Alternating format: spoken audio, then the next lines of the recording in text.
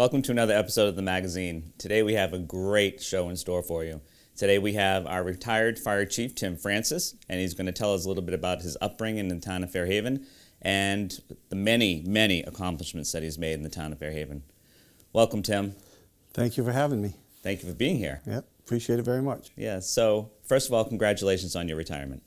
Yes, I'm enjoying retirement. I've only been retired for about a month and a half now, but I'm enjoying retirement very much so. Excellent. Well, thank you for everything that you've done, and we're going to hear more about that. All right. So why don't you start by telling us some of your upbringing in the town of Fairhaven and some of your family history, which is very rich in the town of Fairhaven. Yeah, I was born and raised in Fairhaven. All my family was raised in Fairhaven pretty much. My father was in the plumbing business, UC Francis Plumbing and Heating, and that's how we grew up in the center of town. I worked with my father every day after school. I'd get picked up and working as a apprentice plumber. I went to night school to become a licensed plumber. My father passed away when he was very young. He was 49, and I was only 16, and I was at Fairhaven High School. But I was still going to night school to get my plumber's license, which I did. And after my father passed away, I helped my mother run the plumbing business for a while. And it really wasn't what I really wanted to do with my life, but I knew it was a passion of my family. There's a lot of plumbers and relatives throughout my whole family, still to this day. But I ventured out a little bit more on my father was a call firefighter. My brother Paul Francis was a call firefighter for the town of Fairhaven. Okay. So I decided to become a call firefighter in 1978, just right out of high school. I was still doing the plumbing thing, but I became a call firefighter for the town. And I kind of liked it a lot, and I started getting really into it. And in 1982, I was appointed as a career firefighter to the town of Fairhaven. I took the civil service exam, and I still was doing plumbing a little bit on the side, helping my mom out. And then I decided that I wanted to make a career of this. So at the same time that I became a career firefighter, I ended up purchasing the Fisherman Lounge in Fairhaven, which was a nightclub back in the day on Holland Road near Roland's Tire. So I was running the nightclub, and I was being a full-time firefighter, and I was helping my mother with the plumbing business. And then we decided that it was time for my mother to sell the business, and she ended up selling it to two of the gentlemen that worked for my father for many years. So that worked out well. So she got to retire for a while, and I got to just do the Fisherman Lounge and the firefighting. Well, I did that till 1990. I knew there was going to become a lieutenant's opening for the career firefighters. One of the lieutenants was retiring, so I said, you know what, I think I'm going to take that exam. So I civil service exam for the town. Mm-hmm. So I hit the books and I started studying while I was doing the nightclub, and I took the exam and I passed, and I became a lieutenant in 1993. And I also skipped a little part in there that in 1985, I ended up buying the Ferry Cafe also, which is now Elizabeth's in Fairhaven, and I was running that, the Fisherman Lounge, wow, and the fire department, juggling all three of them. Anyway, in 1993, I became a lieutenant for the town of Fairhaven. I took over a shift, and it was great, and I got involved in training and helping with training of new firefighters and stuff. And then in 1995, there was an opening for the deputy chief, and I'm like, well, do I really want to go that high, running two other establishments and stuff? Do I want to make that commitment? But then I thought, you know, I'm really liking this career. I think I'm going to take a shot at it. So again, I hit the books, and I started studying, and I ended up passing the deputy chief's exam, me and two other lieutenants. But I scored a little better, and I was appointed deputy fire chief of the town of Fairhaven in 1995. Great. So Chief Crowley, who was the chief at the time, took me under his wing and taught me a lot about the ins and outs of all the information we need to know and laws we have to research when we go do inspections and codes and compliances and stuff. And also at that same time, we lost our secretary who did the payroll and everything. The person ended up leaving the job, so I took over that part of the job too. I became the payroll clerk and doing all the scheduling inspections and everything, and I learned a lot doing all that. Then finally we hired a new administrative assistant, which is Christine, who is there right now, present. So she took over, and I taught her what I know about the bookkeeping end of it, and she took over that part, and I went back to being the deputy chief. In 1999, Chief Crowley chose to retire, so I was appointed the acting chief of the town in 1999, and I started studying for the exam, and the exams were, if anything, you had to know all building codes, there's so many books you had to study, and it took me a year to study for the exam. I missed out on a lot of parties, I missed out on a lot of stuff, which you know as a personal friend of mine. I know, I recall. Yeah. I recall us being by the pool, yeah, and then having parties and celebrations of our kids' birthdays, and then you saying, I'm sorry, I've got to go study. And I'm like, you missed a lot because you had to go study, but you were very dedicated to that. Yeah, and between trying to study, and I had 2 children of my own, and running the bars and everything. So it was a complicated time for me. But I used to leave the house and go to the Millicent Library where I could have peace and quiet and just sit in one of their rooms and just study for hours. Or down at Fort Phoenix in the parking lot in my car and just study, so I could just uninterrupted study. But anyway, it worked out for me. I passed the exam. I got appointed a permanent chief in the year 2000. I've been chief. I was chief until January 8th of 21.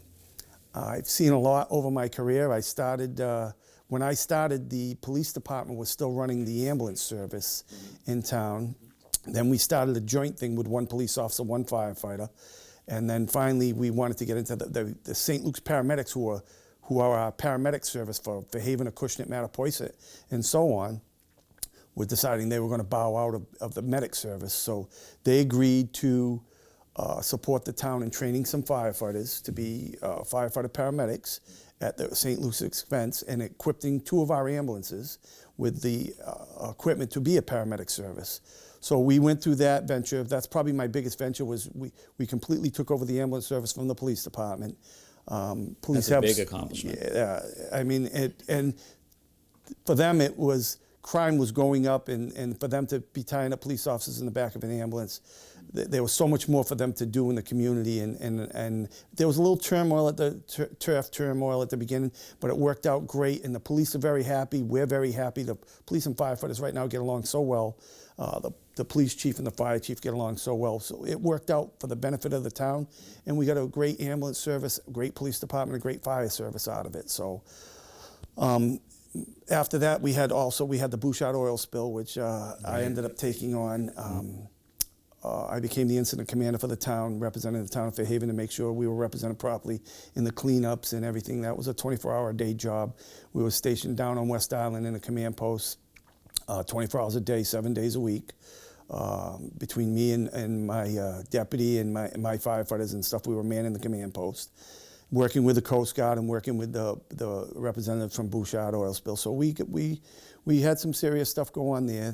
Then we had another big incident. My first few years as chief was we had that 10,000-gallon gasoline tanker roll over on 195 and spilled its entire contents into the grassy area there, which affected Bridge Street and areas like that.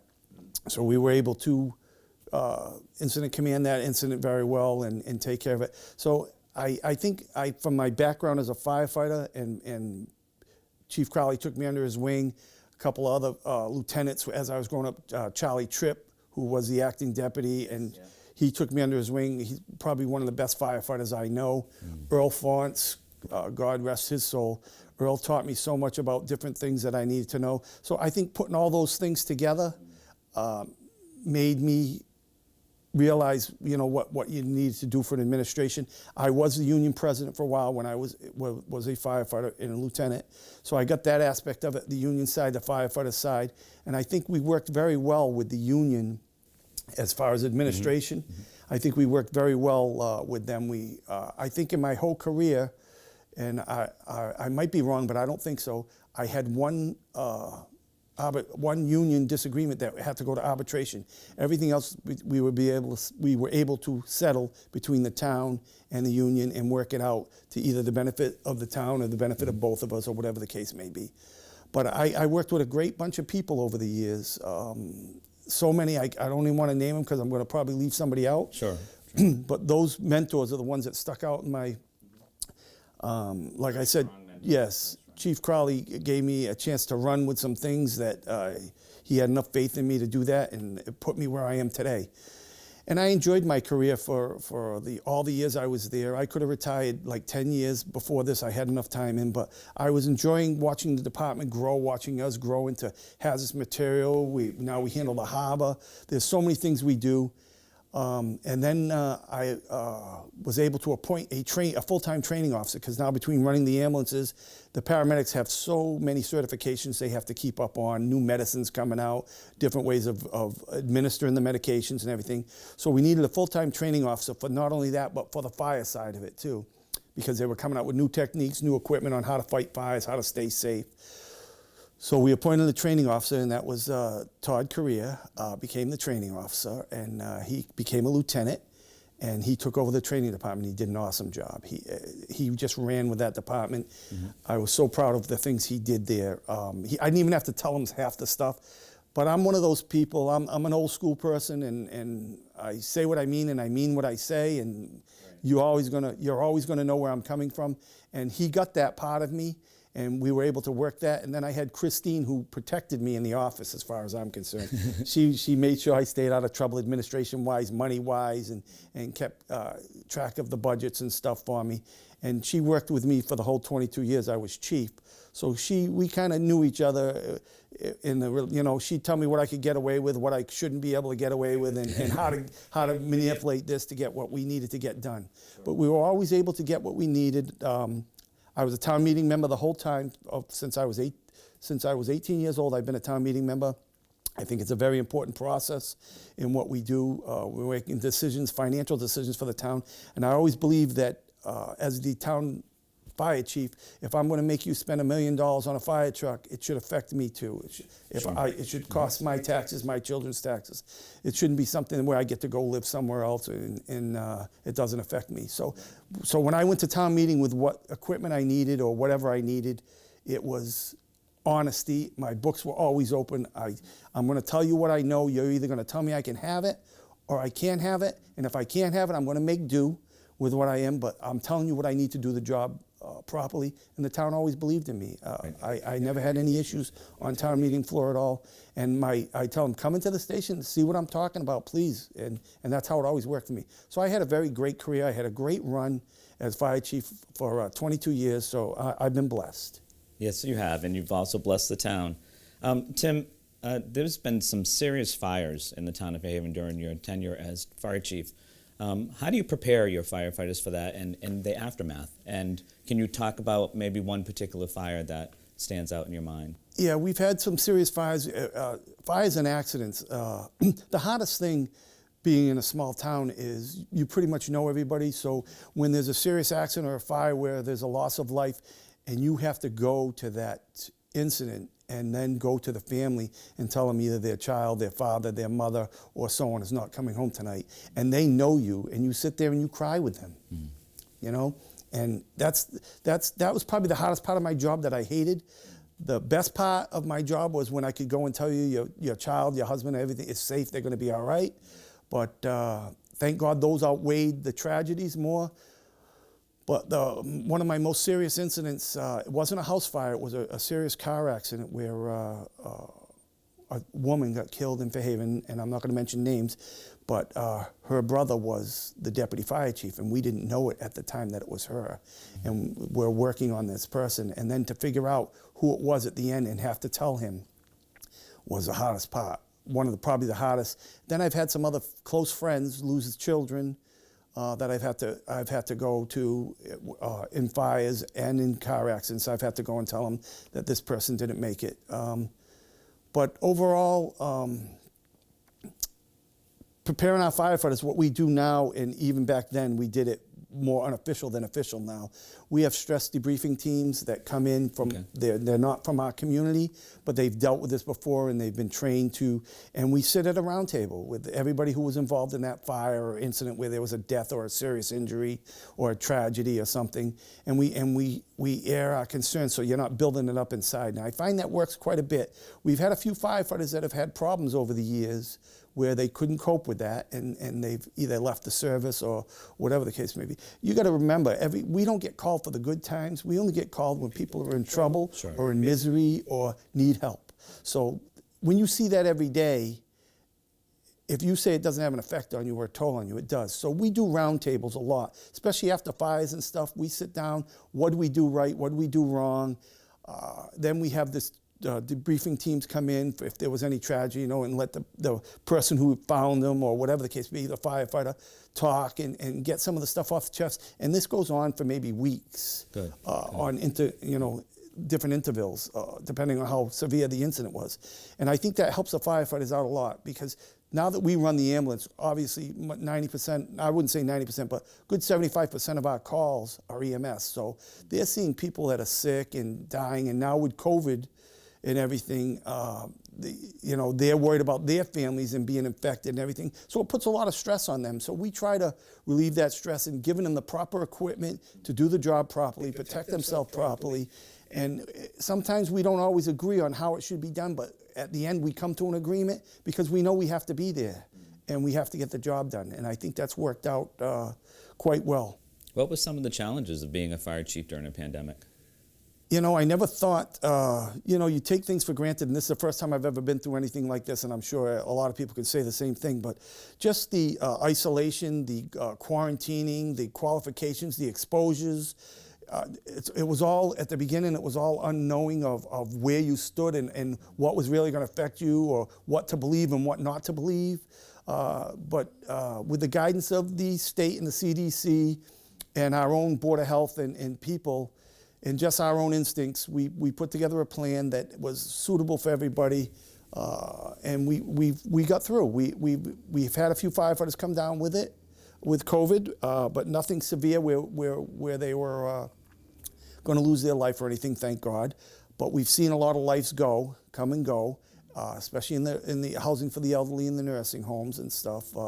So those are areas where they were trying for us on how we're going to approach those, how we decontaminate ourselves when we get done with this whole situation.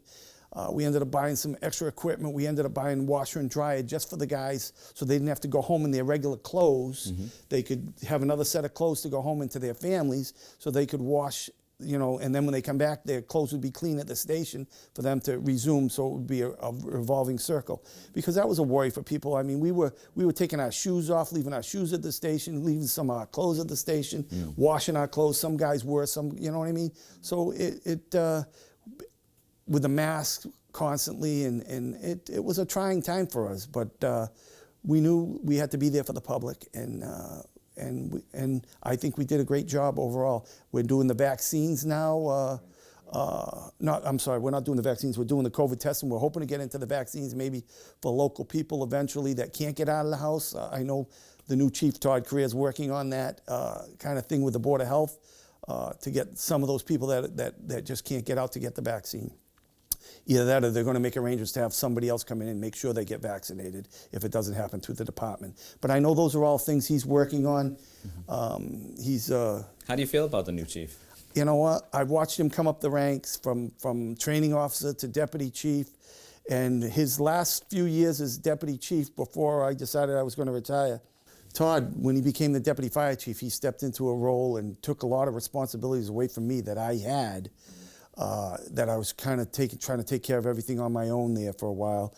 And he took over those responsibilities without even being asked, and even brought us into the IT age of taking us out of the dark age of paper. We're pretty much paperless. As I was leaving, we were pretty much paperless. Everything was done, even like shift swaps or people calling in sick was all done by computer now and logged and everything, so we could keep track of everything rather than filling out papers and forms of why you were sick and all this. Everything's done. So he brought us out of the dark ages, and even with our permitting, you're allowed to do smoke detector permits now online and building permits, contact online, and if he has questions, you know, he'll have a meeting with you. So he's brought them out. As a firefighter, he's one of the best firefighters I've seen in a long time. He came up the ranks. He's one of those firefighters, and I'll tell you a quick story.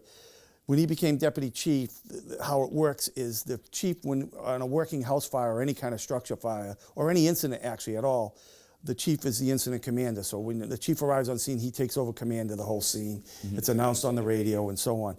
And the deputy chief becomes operation command, which means he goes in the building. If the building's on fire, he goes in with the firefighters and relays everything back to command, what he sees, what he knows, what he needs, and everything. I missed that part about when I became chief because I wanted to be in there too. So we used to have races to who would get there. The first one got there had to be the outside incident commander. The second one got to go in the building and so on. Right. So we would have that. But he was always there before me. I don't know how he did it, but he would just like to. He was a hands-on guy. You know what I mean? So now that he's administration, he gets both sides of it. He knows what the firefighters are going in the building and what they're going through and what equipment is needed or how we can better use that equipment. So now as chief, we've brought a lot of new equipment in. We've gone from gas-powered jaws of life to battery-operated jaws of life. Mm-hmm. All this new state-of-the-art equipment that makes our job so much easier and so much faster, getting people in and out of cars, houses, down, up and down stairs with stretchers, and all this stuff. So he was a big part of that. And I already see him. I only go to the station a few times, once in a while, for different meetings to help him out because I'm on the apparatus study committee still. But I see the progress he's still making and what he's still doing. So I know he's going to keep carrying it forward. He's going to keep making it better. And he has a great bunch of men and women working for him. So a lot of young people. So there's a lot of knowledge he's going to pass on to those people. And it's going to be a great department. I'm very confident it's going to be a great department. Well, from what I've known of him too, he's always been very conscientious and definitely learned a lot from the recently retired fire chief. And big shoes to fill, but I think the town is in good hands, Tim. Yeah, I think he's up to the task, definitely. He's going to fill those shoes. And he's got great people behind him now, so it makes the job even easier for him. So I think he's going to do well. Good, excellent. And any future plans for you, Tim? Yeah, well, I'm looking at a couple of things that I don't want to say yet, but I'm going to do a little I'm just going to grab a little part-time work somewhere as something that I don't have to worry about too much, just to occupy some time. So I'm not just doing nothing all day long or sitting around. I've been watching I just started watching my grandchild, so that's a blessing right there. So I just started doing that, so I'm really liking that. So yeah, I'm looking forward to the future. I plan on staying in Fairhaven. I'm trying to find a house in Fairhaven, but the prices of houses right now are a little unreasonable. Right. But eventually I will find a house because I want to have a resident in the town of Fairhaven. This is where I was born and raised. This is where I love to be, and this is where my children are. So, Tim, tell us about the last ride. The last ride was a very humbling experience for me. I never thought that many people, even during COVID, you figure with COVID you're going to keep it to a low key. We couldn't. I never thought that many people would show up and grace me with their presence. And I'm talking about chiefs from other communities. I'm talking about residents. I'm talking about family. It was just very humbling to stand out there and then see my firefighters when I pulled up, all in their uniform, standing, and my daughter brings me a tissue, and I'm like, really, Samantha? You're not helping things, but she bet me that I was going to cry, and she won. She also put a lot of work into that, too. She did, and she's the apple of my eye, her and my son. But to see... And your grandson. Oh, I'll never forget my grandson, but... to see my firefighters standing there at attention and saluting me, and I tried to give them some of my words of wisdom of take this job seriously, but it's got to be something that's in your heart and you enjoy, and you're here to help people, but you're also here to help yourself. And I gave them a little speech out there that I'm sure people have seen, but it was probably one of the most humbling days of my career, just to know that many people appreciated what I've done over the years. And I have to tell you, I love doing it. So it wasn't like it was a chore for me. It was more, but I knew it was just time for me to go. It's a young generation coming up, and they have so much more knowledge to give, and so much more technique and new stuff to learn. And so it was time for me to step aside and let them venture forward. Well, Tim, you certainly have done your fair share and more for the town of Fairhaven as our fire chief. And I know that I always felt very safe living in the town of Fairhaven with you on the realm as our fire chief, as well as I will with Todd. But I can't thank you enough for everyone, every resident in the town of Fairhaven, for keeping us safe and keeping us very well cared for. Well, I just want to thank all the people at town of Fairhaven for having faith in me and trusting in me and letting me protect you and take care of you and your families over all these years. I enjoyed it very much, and I know it's going to go forward. And I'm still going to be here watching over. I'm still a town meeting member. I will still be here to give any advice or help in any way that I can. Well, thank you, Chief, and congratulations on your retirement. Thank you very much. Thank you. I look at this group and, I look at, this is the future of the Fairhaven Fire Service. And I couldn't be more proud. And I said I wasn't going to do this. But I couldn't be more proud of what I'm looking at. You men and women have a great future ahead of you. You're under new leadership who's going to take you places way beyond where you are now. Always feel that you need to learn. Don't think you know everything, because you're never going to know everything. I've been here 42 years and I still don't. You're going to make mistakes, but you're going to learn from them. And you're going to do good things for the service of the town of Fairhaven people. And for yourselves also. Your brothers and sisters, you need to treat yourselves like brothers and sisters and take care of each other. And always, excuse me, Samantha, I hate you for this. Always watch out for each other and cover each other's back. This is a camaraderie you're going to know forever. If you saw the retired chiefs that were there for me today and the rest of the firefighter service, this is a brother and sisterhood that you never forget, ever. You're going to be here for a long time. Enjoy your career, do the best you can do, and that's all people can ask of you, as long as you do the best you can do. I'm turning you over to a new chief who's been an awesome deputy chief to me.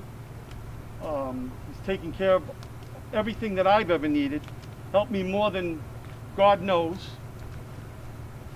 I have a brotherhood of the Bristol County Fire Chiefs Association. I have a brotherhood with FCAM, Fire Chiefs of Massachusetts. It's all one big family. And I want to thank all my friends and my family for being here, especially my daughter Samantha, my son Scott, their mother Pam, and my sister and my whole family, because this is what it's all about. At the end of the day, you're gonna be proud of yourself, hopefully, and you're gonna do what you need to do. And I'm gonna be around town, so I'll be watching, I'll be looking out. And anytime I can help you with anything or anything you need, I'll be fighting for the fire service, I'll be fighting for the public safety, police, everybody, because that's what we need. We need people to come together. In this world of turmoil we're in right now, we need people to come together and take care of each other. Stop fighting and let's take care of each other. And that's what you people are here to do. You're here to set that example. When you're wearing that uniform you're wearing now, be proud of it. Not everybody gets to do that. So be proud of it. Thank you very much. Chief 1. Chief 1. Chief, you are now cleared from your duties. Happy retirement. WPG 651 Fairhaven Fire Department, standing by, 1306.